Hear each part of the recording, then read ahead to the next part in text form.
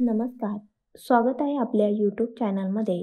आज आपण Microsoft वर्डच्या सिरीजमधील 17वा video बघणार आहोत.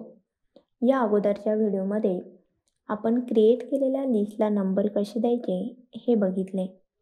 या व्हिडिओमध्ये आपण मल्टीलेवल लिस्ट कशी क्रिएट करायची हे बघणार आहोत. त्यासाठी आपण इथे काही इन्फॉर्मेशन घेतलेली आहे. आता आपल्याला या इन्फॉर्मेशनला सिलेक्ट करून घ्यायचं आहे. त्यानंतर होम टॅबमधील पॅरेग्राफ ग्रुपमधील इथे दिसणाऱ्या मल्टीलेवल लिस्ट या ऑप्शनला क्लिक करायचं आहे.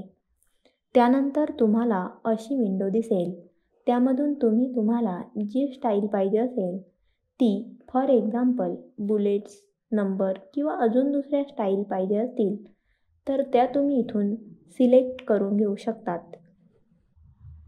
त्यानंतर आपण चेंज लिस्ट लेवल या ऑप्शनचा वापर करून आपल्याला पाहिजे ती लेवल सिलेक्ट करू शकतो.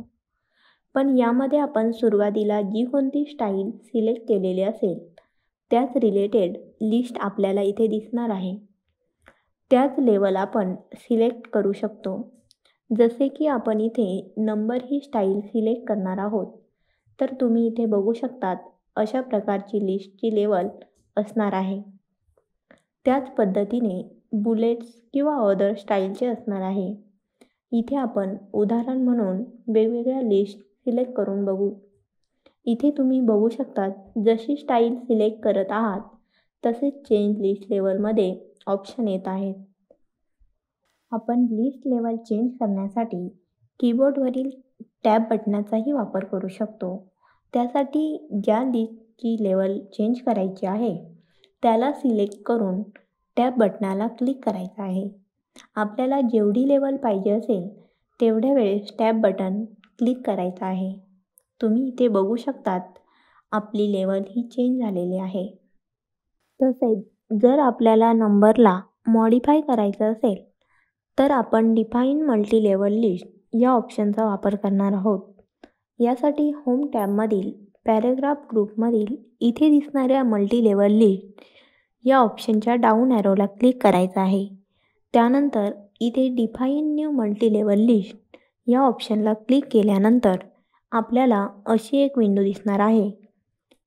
त्यामध्ये पहिल्या क्लिक लेवल टू मॉडिफाय या ऑप्शनचा वापर करून तुम्हाला ज्या नंबरला किंवा लेवलला मॉडिफाय करायचं आहे ते सिलेक्ट करून घ्यायचं आहे. त्यामध्ये फॉन्ट या ऑप्शनला क्लिक केल्यानंतर तुम्हाला असे काही ऑप्शन दिसणार आहेत. इथे तुम्ही फॉन्ट स्टाईल, साईज आणि font colour, underline style, underline colour select करू शकतात. त्यानंतर इथे दिसणाऱ्या ओके बटनावर क्लिक करायचं आहे. त्यानंतर जर तुम्हाला सिलेक्ट केलेल्या नंबरची स्टाईल चेंज करायची असेल तर number style for this level या ऑप्शनचा वापर करून चेंज करू शकतो.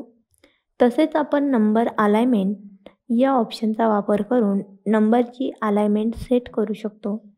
जसे की आपल्याला नंबर हा सेंटर, राईट किंवा लेफ्टला ठेवायचा आहे त्यानुसार इथे अलाइनमेंट सेट करायची आहे.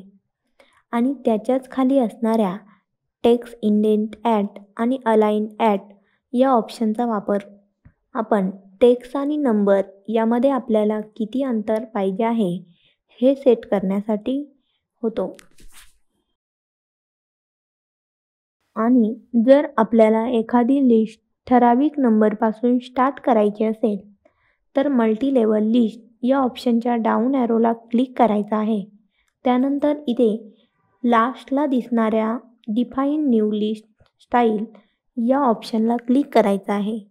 त्यानंतर स्टार्ट ॲट या ऑप्शनचा वापर करून ज्या नंबरपासून स्टार्ट करायचा आहे तो नंबर टाकून तुम्हाला त्याचा font size, font style change करायचे असेल तर तेही तुम्ही इथून करू शकतात.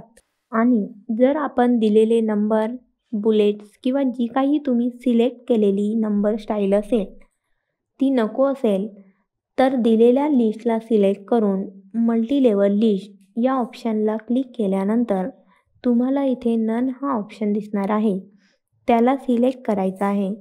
तुम्ही जे काही नंबर स्टाईल किंवा बुलेट स्टाईल सिलेक्ट केलेली असेल ती रिमूव्ह होऊन जाणार आहे. अशा पद्धतीने आपण मल्टी लेवल लिस्ट या ऑप्शनचा वापर करून वर्डमध्ये मल्टी लेवल लिस्ट तयार करू शकतो.